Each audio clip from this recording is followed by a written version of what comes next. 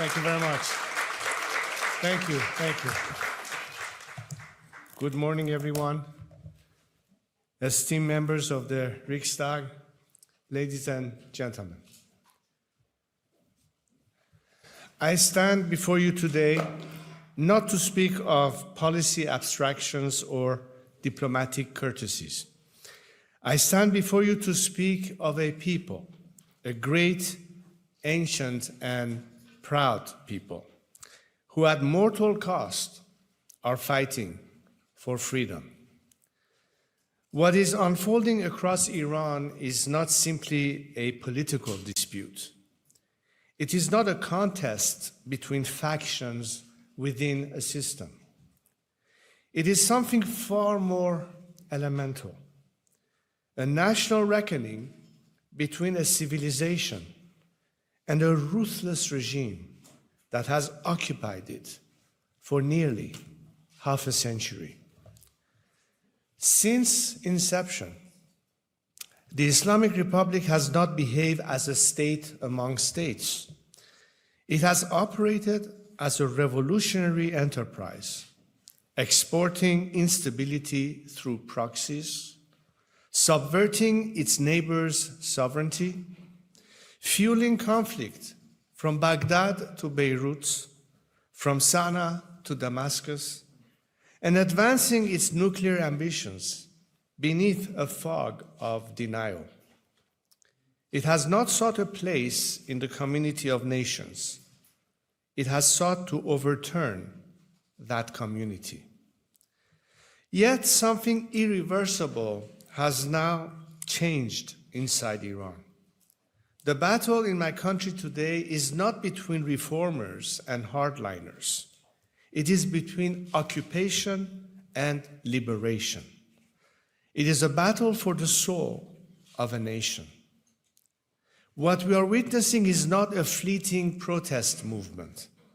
It is a generational revolt, the most profound uprising in Iran since 1979, uniting workers and students, women and minorities, professionals and poets, and yes, even elements within the state apparatus itself. Together, they have rendered their verdict. This regime has forfeited all legitimacy. Indeed, it is a revolt against the 1979 revolution itself. When legitimacy dies, power begins to crumble. The regime understands this, which is precisely why it silences voices, shuts down the internet, and turns weapons against unarmed citizens. And the cost has been heartbreaking, a cost that demands this noble chamber bear witness. Men and women are being slaughtered in the streets and in their homes. More than 40,000 Iranians were massacred in a single week. The regime's operatives hunted wounded protesters in hospitals and executed them in cold blood. Bodies were collected by dump trucks. Families were forced to search through rows of unmarked body bags. 40,000. The number is almost too large to comprehend, too abstract. It allows too many in the outside world to look at it like mere statistic. So let me tell you some of their names and stories. Consider Hamid Mahdavi, the 30-year-old firefighter from Mashhad, who spent his final moments carrying wounded protesters to safety, only to be shot dead by regime forces for the crime of saving lives. Think of Sina Kazemi, 22-year-old. He was in his final term of engineering school. He had a lifelong passion for music and technology. He chose to fight for his and his nation's dignity. He was looking forward. Security forces shot him in the back of the head. In Bushehr, nurse Mansoure Haydari and her husband, teacher Behruz Mansouri, were shot dead side by side while protesting peacefully.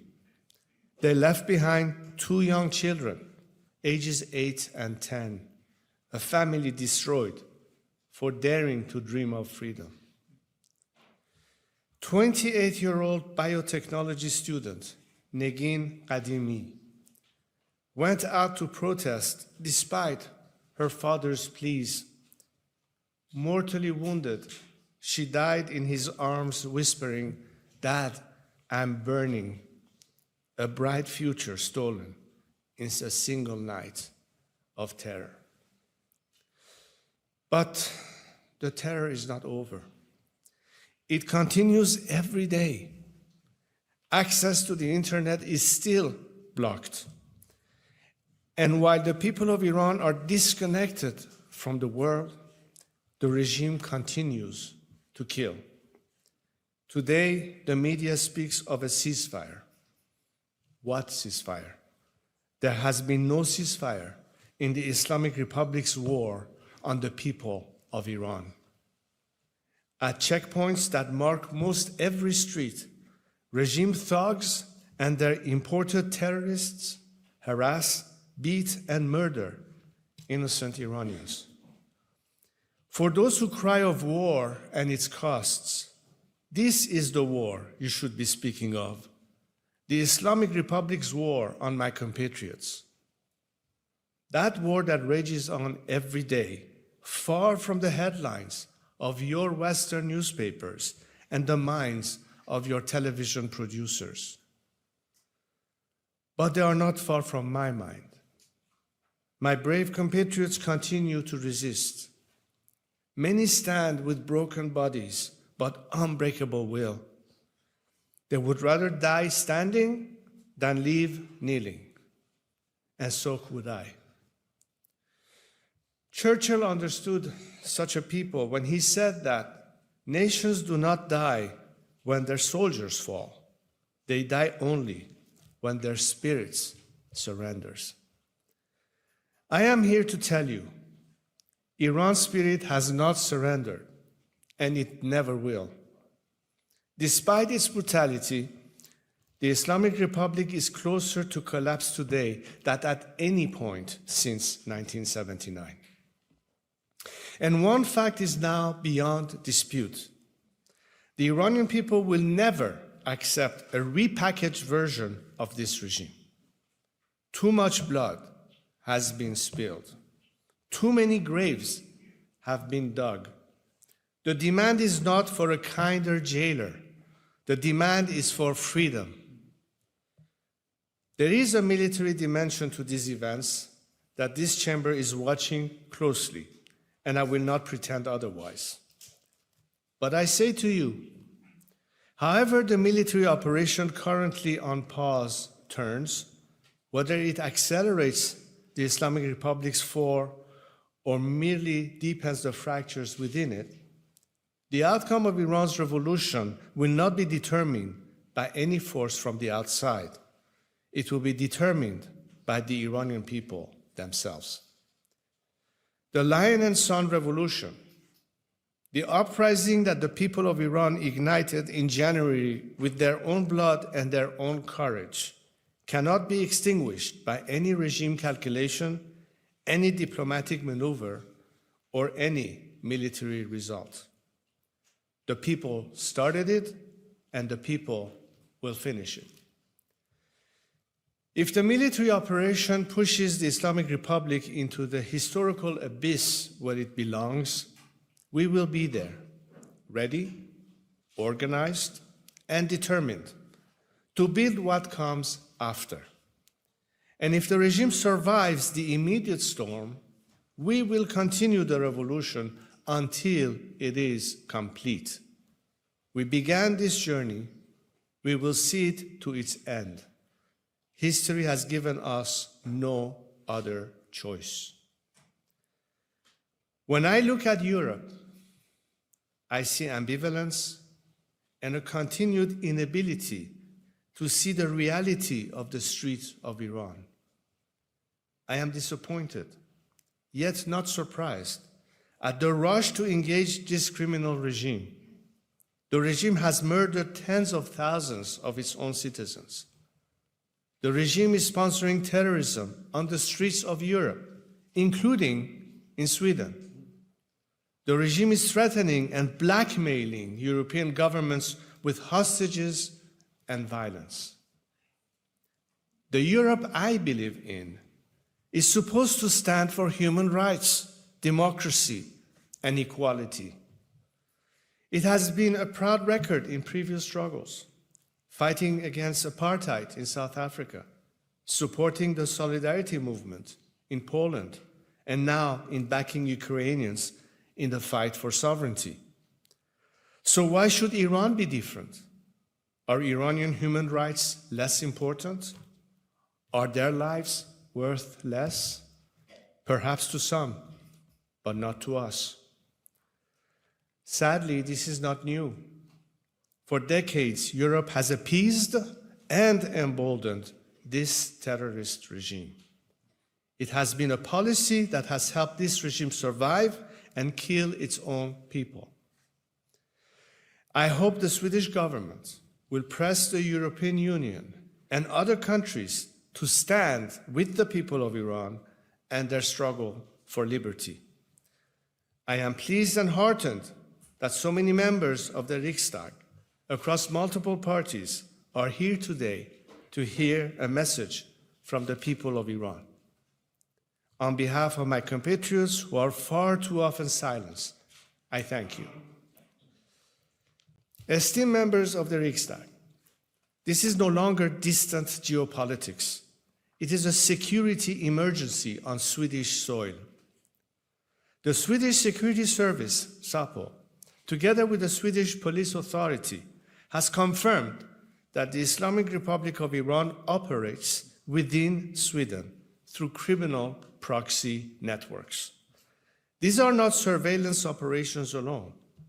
They carry out acts of intimidation and violence targeting Jewish communities, Iranian dissidents, and Swedish citizens at large. On the 3rd of March this year, shortly after the outbreak of the current conflict in the Middle East, SAPO issued an urgent public warning of a heightened threat level. This is not speculation. This is a statement from your own security services. And here is what makes this particularly corrosive. The criminal networks that Tehran employs do not cease to exist between assignments. They are embedded in Swedish society. They are the same networks already identified as a major internal threat to public safety. Sweden has responded with resolve. You have restricted visas for Iranian embassy staff. You prosecuted Hamid Nouri for crimes against humanity under universal jurisdiction, setting a historic precedent. But it did not last. Sweden returned Nouri to Tehran, where he was given a hero's welcome by his fellow murderers. While he was allowed to return to boast of his crimes on state television, Dr. Ahmad Reza Jalili was forced to continue to suffer in the regime's torture chambers. It was 10 years ago that he was taken, and he is still captive. Decisions like this embolden the regime to take more hostages, to commit more crimes, and to further defy the world. A French senator told me a few months ago, our governments have become hostages to our hostages. But governments still have a choice whether to give in to blackmail or not. Václav Havel once said that the only genuine security in the world is a security rooted in truth. The truth is, as long as this regime remains in power, Sweden and the free world will not be safe. Why did Sweden join NATO? Because of Putin's wars of aggression against Ukraine. That decision was correct, and it was necessary. Let us not forget that the Islamic Republic is not a bystander to Russia's war. Tehran has supplied drones and missile technology to Moscow. Iranian manufactured weapons have struck Ukrainian cities. Regime technical cooperation has sustained Putin's capacity to wage war against a democratic neighbor. As President Zelensky and I have discussed and stated together, the Russian threat to Europe and the Islamic Republic's threat to Europe are not two separate problems. They are two manifestations of a single challenge. Sweden now stands inside NATO's collective defense. But collective defense is not only military, it is political, economic, and moral. It requires that democratic nations recognize threats in their totality and also recognize the Islamic Republic's support for Russian aggression as the direct security concern that it is. Let me now speak not of present dangers, but of future possibilities. The relationship between Sweden and Iran has deep roots. In the early decades of the 20th century, Swedish experts and businesses built strong ties with Iran. During the celebration of the 2500 years of Iran's civilization at Persepolis, Sweden was represented by then Crown Prince Carl Gustaf. His Majesty and I were sitting right next to each other and spoke of the future of our nations and people. That future, with a democratic Iran, would change the security calculus of the entire region and of Europe. It would immediately dismantle the proxy networks operating on Swedish soil. It would end the hostage diplomacy that has poisoned relations with Western nations for decades. It would cooperate on intelligence and the rule of law. It would cease its support for Russia's war machine. It would secure Europe's energy needs for decades to come. It would emerge as a natural partner, a nation of 90 million people with extraordinary human capital, a rich civilization, and a desire to rebuild after decades of misrule. Sweden has every reason to be part of that future. Your excellence in information technology and digital infrastructure, your defense industry, Saab's world-class capacities in aerospace and defense, your engineering heritage through Volvo and Scania, your commitment to culture, your tradition of precision manufacturing and industrial innovation. These are all precisely what a rebuilding Iran will need. This is not charity. This is partnership between equals, between nations with complementary strengths and shared values. At this historic moment, as Iranians call upon me to help provide leadership towards a democratic transition, I reaffirm the commitment I have made through my life to serve as a unifying national figure, not a partisan one, not a claimant to power, but a facilitator of stability, of national unity, and of a peaceful transfer to democratic governance. I am not alone in believing this is possible. Together with economists, legal experts, security professionals, and civil society leaders from across the Iranian political spectrum, we have developed detailed transition frameworks, the Iran Prosperity Project, to ensure institutional continuity, prevent instability, and allow rapid national recovery after the regime's end. There is a plan, there is a path, there is a responsible alternative. Even within the state apparatus, the fractures are deepening. Reports indicate that members of the armed forces and security institutions are increasingly refusing orders to participate in violence against civilians. Many have quietly signaled where their true loyalty lies, with the nation, not with those who repress it. When the path emerges, I am confident they will act. No government can survive once it loses the willingness of its own institutions to enforce repression. We are approaching that moment. Let me conclude, esteemed members of the Riksdag, with what I believe is the simplest and most important truth of this address. The Iranian people are not asking you to fight their revolution. They are already risking their lives doing that themselves, with a courage that should humble all of us. They are asking something far more modest. Do not legitimize those who oppress them. Do not strengthen those who terrorize them. Protect those who have sought refuge among you, and prepare for the day when Iran stands free. There are moments in history when neutrality is not a position, it is a decision. When caution is not prudence, it is complicity. When history quietly presents a question and waits with terrible patience for an answer. Churchill faced such a moment in 1940. Václav Havel faced it in 1989. Zelensky faces it today.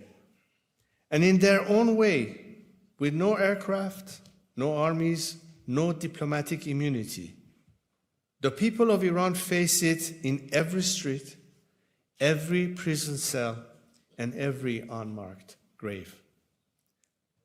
The Iranian people have already answered. They have answered in the streets and in their prisons. They have answered with their lives. They have chosen freedom.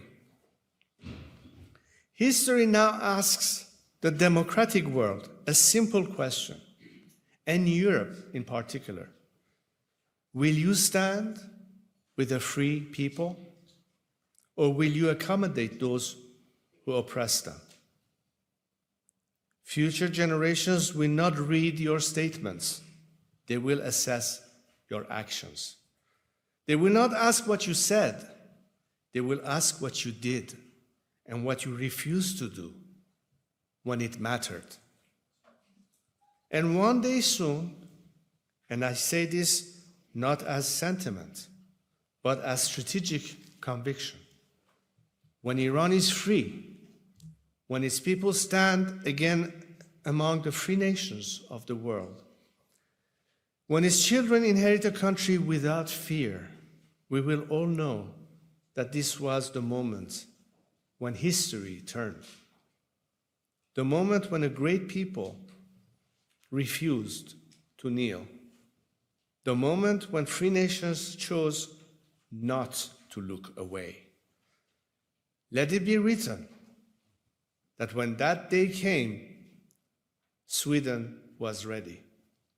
When the Iranian people stood for freedom, Sweden stood with them. Thank you.